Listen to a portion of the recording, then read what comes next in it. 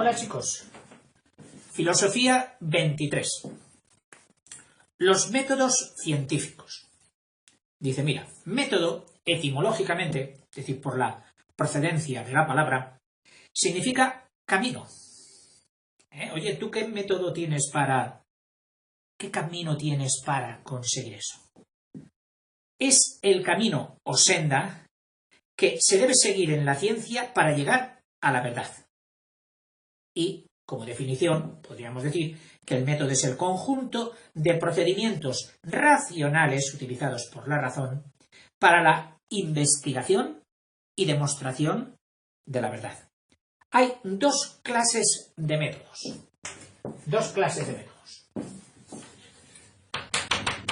Métodos generales, es decir, usados por todas las ciencias, y particulares. Empezamos por los primeros.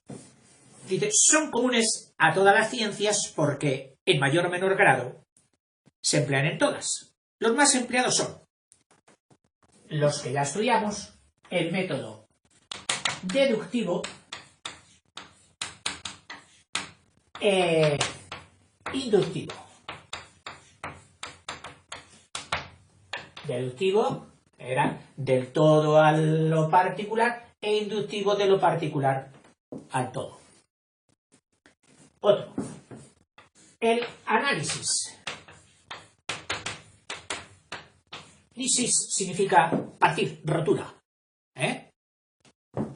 Entonces significa el procedimiento de partir un todo en sus partes para coger parte por parte, ponerla al microscopio, ponerla a la lupa e ir, mediante el conocimiento intenso de cada una de sus partes, llegar a conocer el todo. Análisis morfológico. Ese que a veces te trae por la calle de la amargura y que es muy bonito. Coge la serie de lenguaje, verás cómo te diviertes. El niño juega con la pelota. Todo eso es un mensaje. El niño juega con la... Oye, ¿qué hace el niño? El niño juega con la pelota. ¿Y qué consiste en analizar? Coger palabra por palabra, partir esa proposición, esa frase, en sus partes e irla mirando. Él, ¿qué es él? Es un determinante, artículo, papá. El niño es un nombre, ¿y de qué tipo de nombre? Estamos haciendo análisis, partiendo en partecitas, pero con una finalidad, no con hacer picadillo, no, con la finalidad de mirarlas, iba a decir de analizarlas, de mirarlas, y es que analizarlas ya ha cogido ese sentido, que es analizar, mirar detalladamente cada una de las partes de un todo. Ese sería el análisis. Dice, procede de lo complejo, de la frase entera, a lo simple, a la palabra determinada. Descompone las cosas y las ideas en sus elementos para observarlos. Por ejemplo, una figura geométrica complicada se descompone en partes para estudiarla mejor. El agua se descompone en sus elementos, hidrógeno y oxígeno. Otro, la síntesis, que va a ser exactamente todo lo contrario. Coger partes, coger piezas de un Lego, coger piezas de una materia e ir formando todos que tengan su funcionalidad, que sirvan para algo. Imagínate con unas piezas metálicas que solo son segmentos y con sus agujeritos correspondientes para meter tornillos, lo que es capaz de hacerse. Es capaz de hacerse grúas, es capaz de hacerse terrados, es capaz de hacerse edificios enteros, estructuras enteras, y solo con eso, síntesis, mediante piezas, hacer un todo. Oiga, ¿y qué tendrá que ver la pintura sintética? Pues muy fácil, antes las pinturas eran pigmentos sacados de la naturaleza, el óxido de hierro, el no sé qué de antimonio, el negro de... ¿cómo era? No me sale ahora. Uno que se sacaba del carbón. Bueno, en fin. Y eran pigmentos naturales sacados directamente de la naturaleza. Se cogían, se mezclaban con un emulgente, algo que les diera una capacidad de ser extendidos luego, del agua, el aceite, etc. Y al aplicarlo. Y de repente, los químicos Dice, no, ya no necesitáis coger el óxido de hierro y machacarlo y molerlo y todo eso. No, no, no. Mirad, a base de este cuerpo y este otro y este otro y este otro mezclados en laboratorio, hemos sintetizado con varios componentes simples, hemos hecho síntesis y hemos logrado un color fenomenal, que no tiene nada que envidiar al antiguo. Es más, le supera en esto y en esto y en esto. Pinturas sintéticas. Y de ahí viene también hay una palabra o una expresión que conjuga las dos, que es el análisis sintáctico. Oiga, entonces, ¿qué quedamos? ¿Es análisis o es sintético, sintaxis? No, es que es precisamente como el lenguaje tiene sus complicaciones y hay un mensaje que está sucedido de otro mensaje, y este que a su vez está englobado y dependiente de otro mensaje, y aquí se forma la subordinada, la oración principal y todo esto, entonces vamos a hacer análisis o partición de todo esto, pero todavía sin llegar al análisis último de sus piezas, al morfológico. Ese sería el análisis sintáctico. Oración principal, proposiciones subordinadas, explicativas, no sé qué, cuántos. Ese sería el análisis sintáctico. Pero la síntesis, dice, procede de lo simple, de la pieza, a lo complejo, al montaje, al montante. Los números mismos, considerados en su operación de multiplicación, pues los podemos clasificar en simples, que ellos los llaman primos o primeros. El 2 es primo, el 3 es primo, el 5 es primo, el 7 es primo, etc. ¿Y por qué son primos? Porque con estas piezas podemos fabricar todas las siguientes. Sobre el 1, si es primo o no es primo, cumple la definición, que es un número primo. Dice que aquel que es divisible solamente por sí mismo y por la unidad.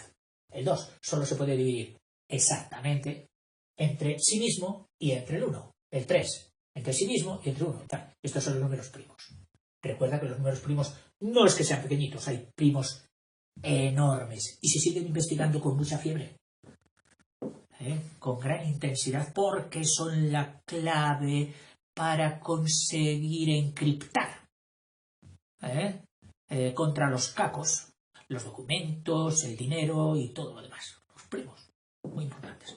Bueno, se los consideraría las piezas y todos los demás serían sintéticos o compuestos. El 27, pues mira, el 27 se puede partir en 3 por 9.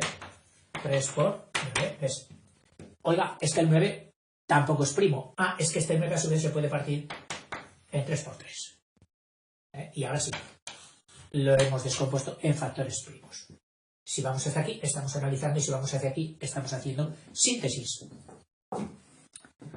Procede siempre, recompone los diversos elementos para encontrar las cosas completas o las ideologías generales. Por ejemplo, el camino que hemos seguido en la lógica, estudiando primero el concepto, que es el elemento más simple del pensamiento, luego el juicio y por fin el raciocinio, que es la forma compleja de nuestro pensamiento. Hemos pasado de lo simple a lo complejo o compuesto. También son métodos generales, el heurístico. El heurístico, espera, que mi memoria visual es muy mala. Sí, con H, heurístico. Estaba yo, ¿será con H? ¿No será con H? Y lo habré leído varias veces, pero ya te digo que mi memoria visual, es decir, la memoria de lo visto, en ortografía no me ha funcionado nunca. He tenido que recurrir a otras estrategias. Heurístico. Para que te acuerdes de ello y tengas algo como mnemotécnico, recuerda aquella palabra que dijo Arquímedes cuando se metió en la bañera, desbordó la bañera porque estaba muy llena y descubrió el empuje, el famoso teorema de Arquímedes, que dijo ¡Eureka! Que enseguida te dice, ¿qué significa? Lo he descubierto, lo encontré. Bueno, pues el sistema heurístico es el que se emplea para descubrir la verdad, que es el método del investigador.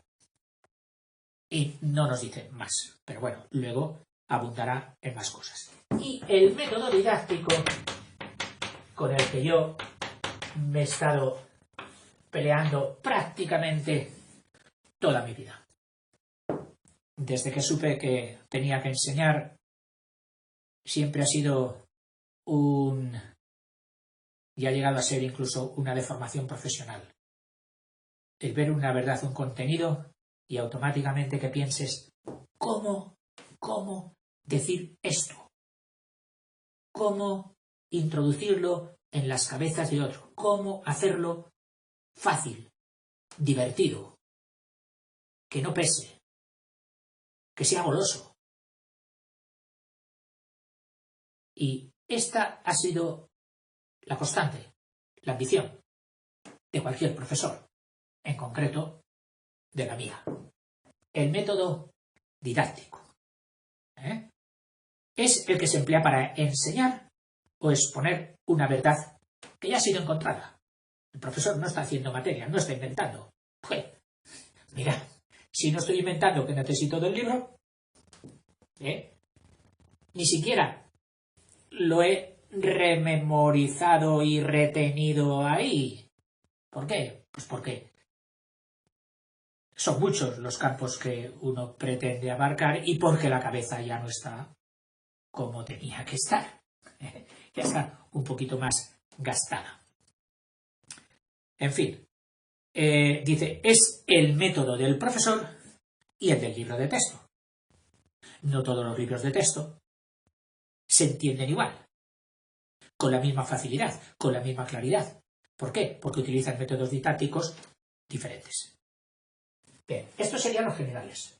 Los particulares. Bueno, por los particulares los vamos a dividir en 3 tipos de ciencias. Para las ciencias matemáticas, para las ciencias positivas, y para las ciencias que llaman históricas.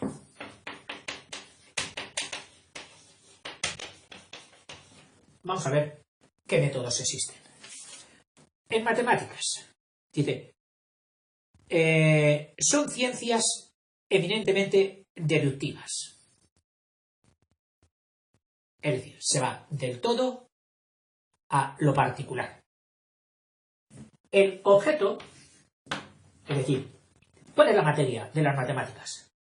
Es el objeto, o materia, lo que estudia la matemática, es la cantidad.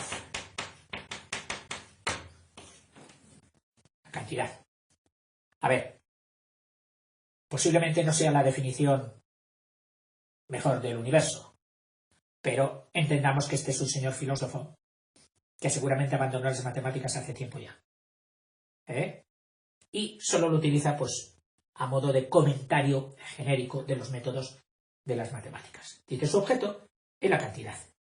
Opera con números y figuras, que son seres abstractos. Sí, sí, el número es algo abstracto. El número es una idea. Si alguna vez tienes la ocasión de ver el desarrollo de un niño pequeño desde que nace, cómo va descubriendo, formándose, deduciendo,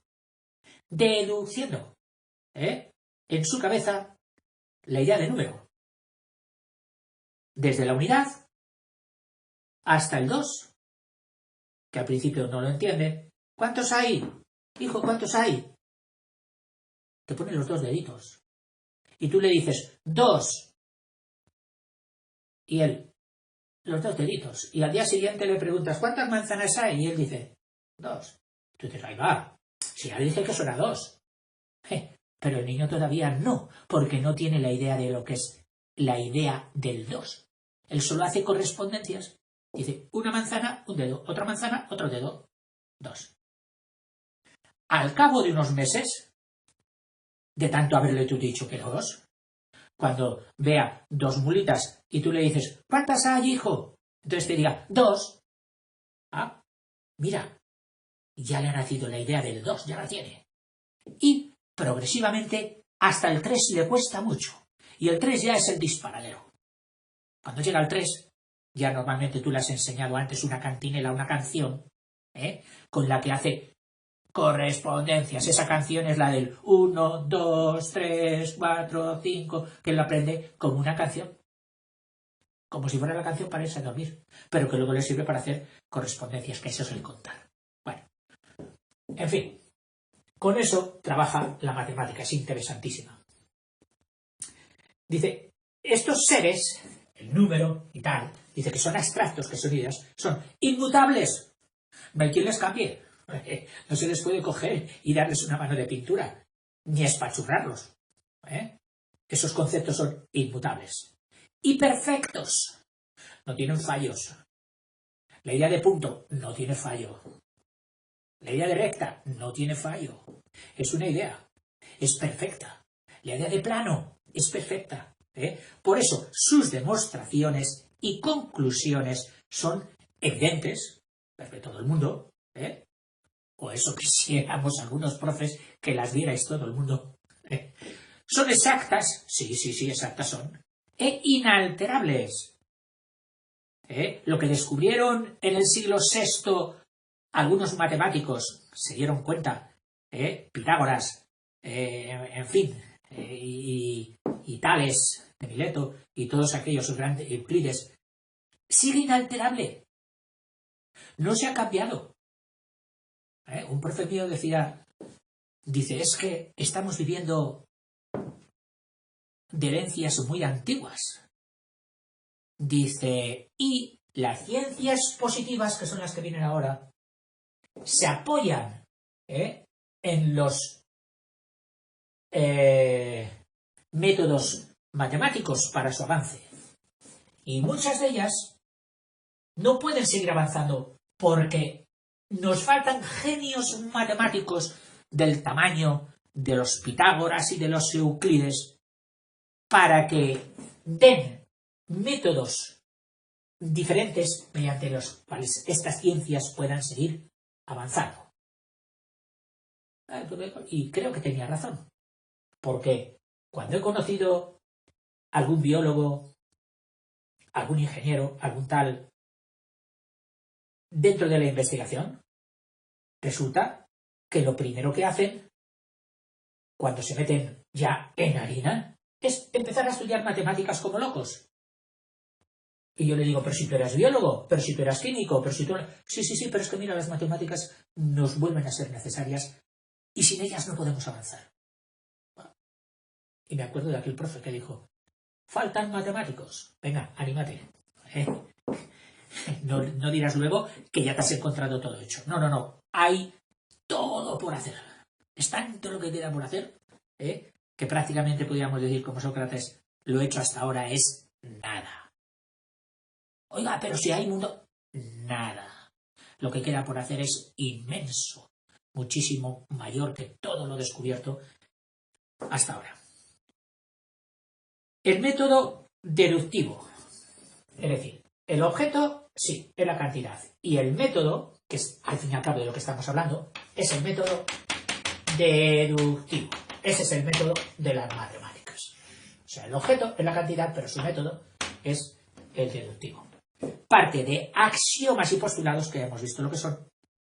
Da definiciones que son siempre rigurosas. Oye, dar una definición matemática no se da así como así, Hay que andar con muchísimo ojito qué palabras utilizas. El lenguaje. No es fácil. Es de mucha precisión el lenguaje matemático. Enuncia, dice, que son siempre rigurosas y exactísimas. Es que da gusto las mates. No como el lenguaje, que han dicho esto, sí, pero a veces, hombre, depende quién lo diga, hombre, depende cuándo lo diga, cómo, depende. Joder, aquí no hay nada que sea exacto, pues no. Si usted quiere vivir exactamente tratando con esa actitud, ya sabe, matemáticas. Pero mientras elija usted el derecho, la sociología, la psicología y la tal, no va a encontrar nada exacto. Es así. Mucho más complejo. Alguno dirá, oiga, por las matemáticas son complejas. No.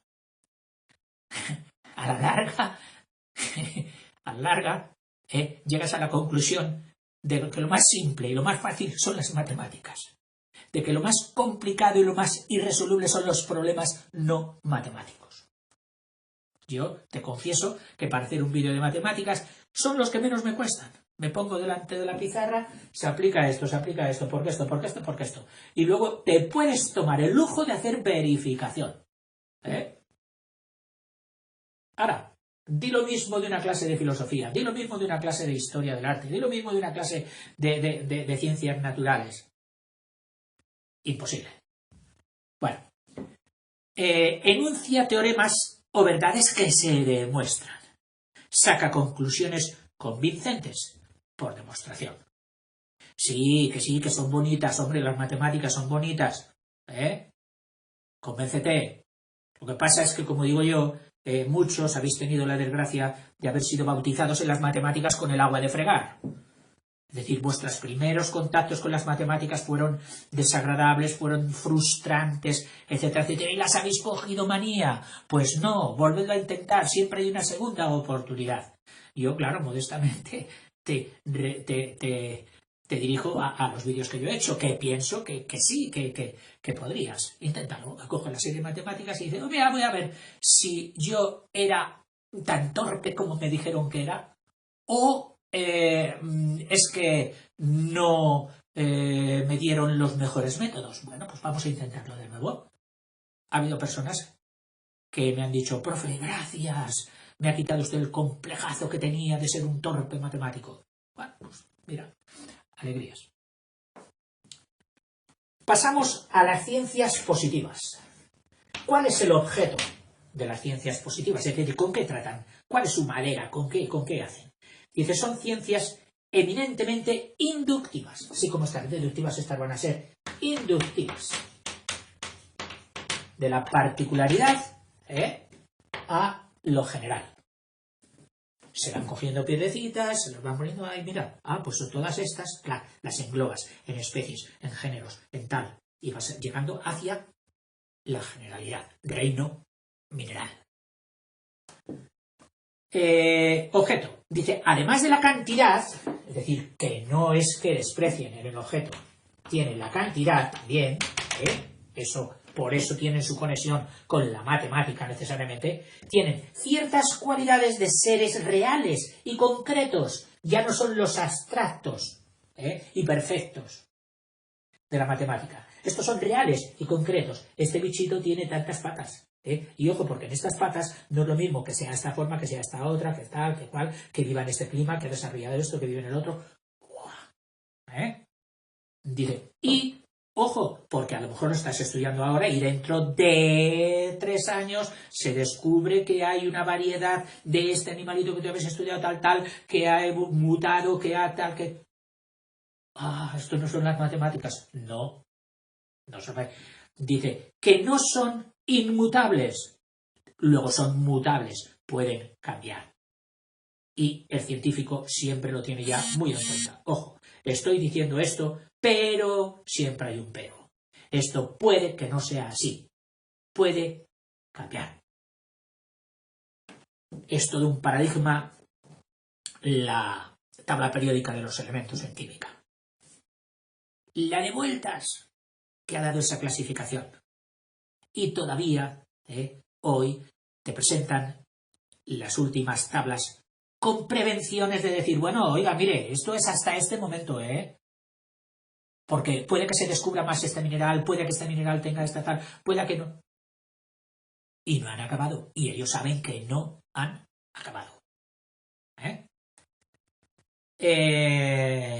Por eso no pueden alcanzar la misma exactitud que las matemáticas. El método, sí, el método es plenamente inductivo. Sigue estas etapas, el método inductivo de las ciencias positivas, de la biología, la química, la física, etcétera, etcétera. Primero, observación de los hechos. Observación de los hechos.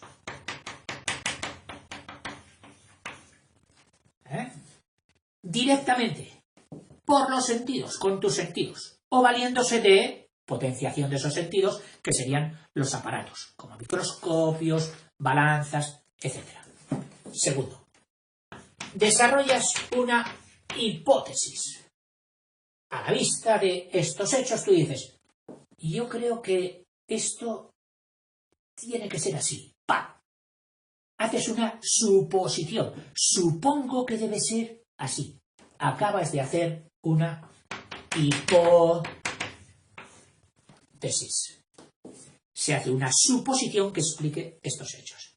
Tercero, viene la parte complicada. Verificación. Verificación. Se trata de comprobar la hipótesis por diversos procedimientos estadísticos, es decir, ¿de qué cantidad de todos los posibles son así? Estadísticos, tantos por ciento, etc. O experimentales, para lo cual es preciso y fundamental ser capaz de repetir a voluntad estos hechos. Sí, a ver cómo repite usted el trueno. Ah, ahí está lo difícil.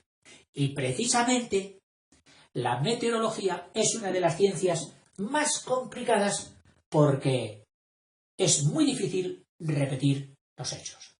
Los ingenieros, a veces, los ingenieros de obra civil, de puertos, caminos y canales, montan laboratorios donde experimentan a pequeña escala la producción de las ondas, el desgaste de los materiales, las olas, las corrientes, etc. Es decir, tratan de repetir los hechos.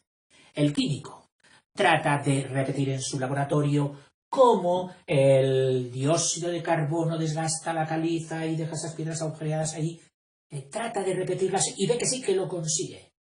Entonces, el investigador de la reproducción animal, pues fíjate, de las células, de los microbios, de la bacteriología, continuamente lo que la naturaleza hace por sus lados y sin pedir permiso a nadie, ellos tratan de repetirlo en el laboratorio para que con una vez, con otra vez, con otra vez, entenderlo más profundamente y dominarlo.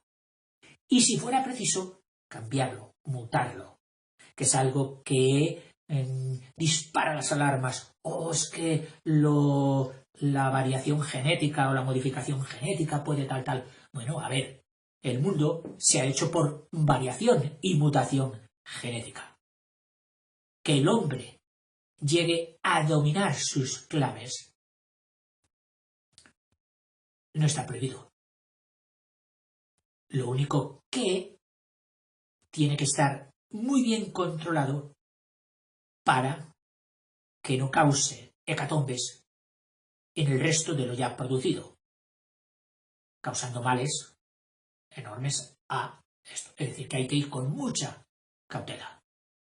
Pero es algo que la ingeniería genética está en la naturaleza. Yo siempre me he quedado flipando, como dicen aquí, cuando una hoja de roble,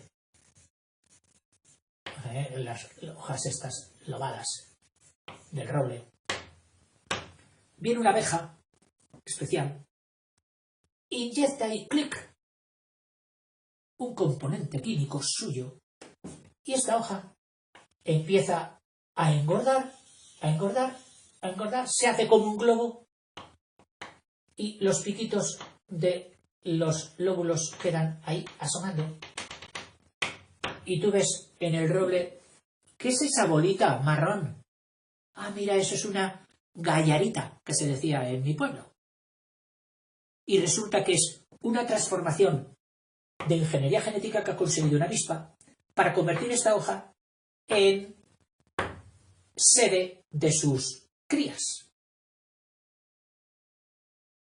Y como estas, otras. Ingeniería genética plena. Esta supongo que no la han conseguido todavía los científicos. Y otras muchas.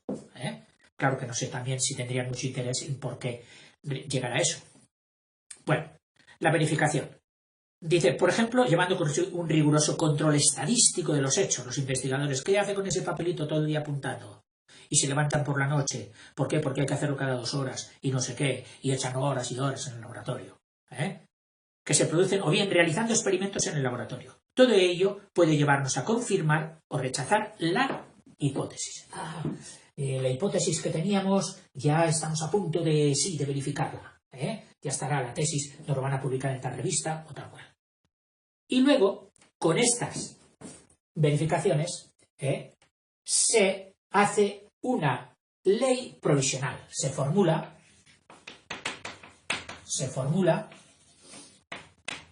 una ley provisional. Una de las más inmutables hasta estos momentos era la de la gravedad, de nuestro amado Newton. Pues resulta que ahora, precisamente tengo un vídeo sobre la materia oscura, han visto que la ley de la gravedad se cumplía en todo lo que íbamos viendo, pero que en grandes masas de galaxias y todo eso no se cumple. Y entonces están las dos hipótesis. Si no se cumple, es porque hay materia que no vemos, pero que ejerce gravedad. Esa sería la materia oscura, que en principio fue llamada materia transparente. O sea que aquí a nuestro alrededor hay materia. Lo que pasa es que por no rechazar las ondas electromagnéticas de la luz, no la vemos. Y es totalmente penetrable. O sea, tampoco cumple la ley de la materia visible, que sería la impenetrabilidad. No, esta es penetrable. No nos cuesta penetrarla. Es difícil entender eso. Menuda hipótesis. Claro que la otra hipótesis ¿será inmutable y eterna la ley de Newton? ¿O tendrá otros factores que Newton no descubrió y que habría que añadir a esa fórmula para que valga para el caso de nuestro entorno cercano y aquel entorno lejano de galaxias? Viva la ciencia. Maravillosa. El que hizo el mundo no nos pudo poner mejor distracción que la ciencia para pasar toda una vida. En fin, y de los resultados de varias hipótesis y de la ley provisional se pasa a se formula la teoría. Acuérdate de la teoría de la relatividad. El hueso que llamo yo. En fin. Ejemplos de hipótesis. Te voy a leer estos ya rápidamente porque el vídeo debe estar sí, bueno, pero a ver si no me despisto. La hipótesis de Le Verrier. Al observar este astrónomo francés que los movimientos del planeta Urano no seguían exactamente las leyes de la gravitación de Newton, lanzó la hipótesis de que existía detrás de Urano otro planeta que influía en los movimientos de aquel, e incluso llega a calcular sus dimensiones, distancia y situación. Todo teóricamente, Al disponer de telescopios más potentes, luego, se descubrió el planeta llamado Neptuno, con lo que la hipótesis quedó confirmada. Jolín, menudo éxito del señor Le Verrier. Otra, hipótesis de las traslaciones continentales. Fue propuesta por el geólogo alemán Wegener, quien supone que los continentes son enormes masas de sial. Sial viene de silicio y aluminio, que son los dos principales componentes de la corteza terrestre, enormes masas, rocas de poca densidad, que constituyen la corteza terrestre y que flotan a modo de icebergs sobre el sima, masa pastosa que constituye el interior de la corteza terrestre, que vendría de silicio y magnesio, y se trasladan estas sobre las leves sobre las pesadas, se trasladan a la deriva movidas por fuerzas cósmicas, es decir, de planetas enteros.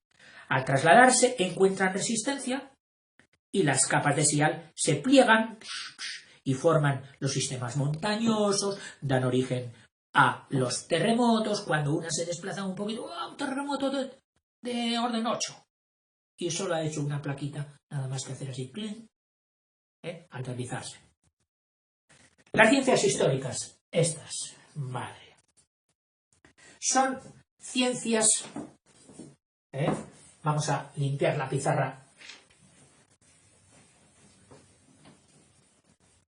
Las ciencias históricas. Ojito, porque estas, lo difícil es llamarlas ciencias. Aquí ya lo matemático y la experimentación no sirven. Y son peligrosillas porque pueden ser muy manejadas. Las ciencias históricas.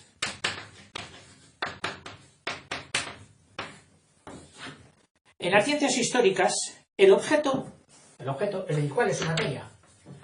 Lo pasado. Lo pasado. Lo que ya no es, lo que no puede verse.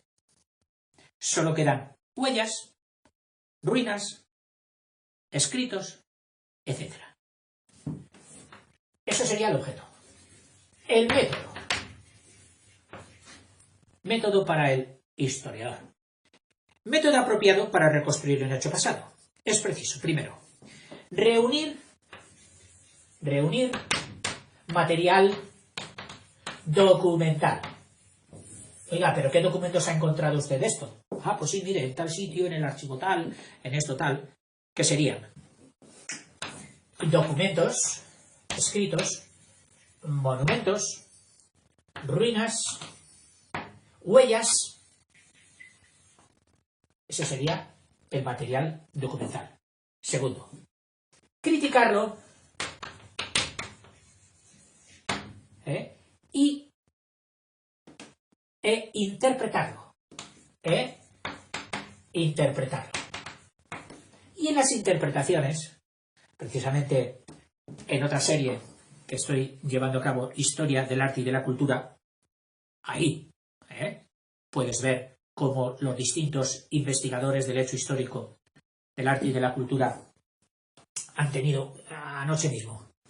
Que si otro sistema propuesto de cómo, que es uno de los más manidos, pudieron hacer los egipcios el traslado de aquellas piedras gigantes hasta hacer el monstruo de aquellas pirámides.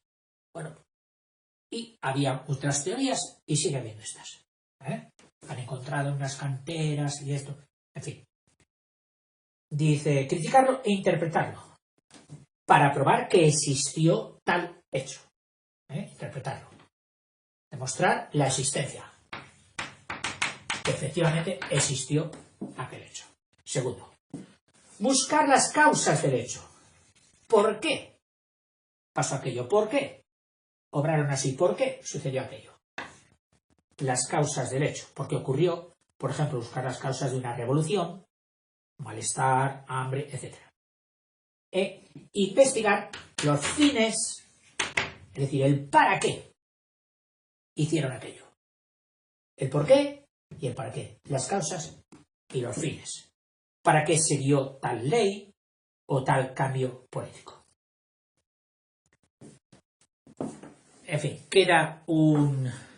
pero ya sería explayarme demasiado y prefiero casi hacerlo con otro vídeo. Hasta luego.